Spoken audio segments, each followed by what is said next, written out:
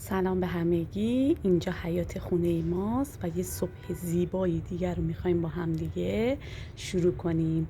خدایا شکرت برای این صبح زیبا، خدایا شکرت برای یک روز دیگه، یک فرصت دیگه که به من دادی تا بیدار شم، نفس بکشم، از تمام زیبایی هات، نعمتات استفاده کنم و لذت ببرم. خدایا شکرت، ممنونم که یک نفس دیگه دوباره دارم و میتونم از بهترینا استفاده کنم. خدایا شکرت که امروز میتونم بهترین خودم باشم. امروز با همدیگر رو شروع میکنیم با حس و حال عالی و روز بسیار خوب. من امیدوارم که امروز بهترین اتفاقات میفته. من باور دارم که امروز خدا منو سورپرایز میکنه و همیشه و هر لحظه همراه هم بوده، خواهد بود و هست. خدایا شکرت بابت یک صبح زیبای تابستونی دیگه. ممنونم بابت همه چیز. خدایا شکرت.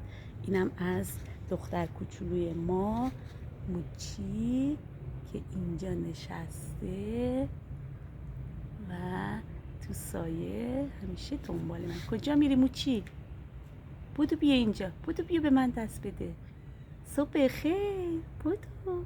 آفرین دختر خوب. بودو بیا دست بده مامان. مرسی. کجا رفتی؟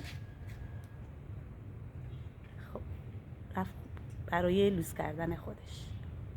موچی موچی، خدایا به خاطر این حیوان ناز ملوس شکرت. ببینید، خب ببینید آخه چی کار میکنه. ای جون، قربونش برم، بازی میکنه با خودش.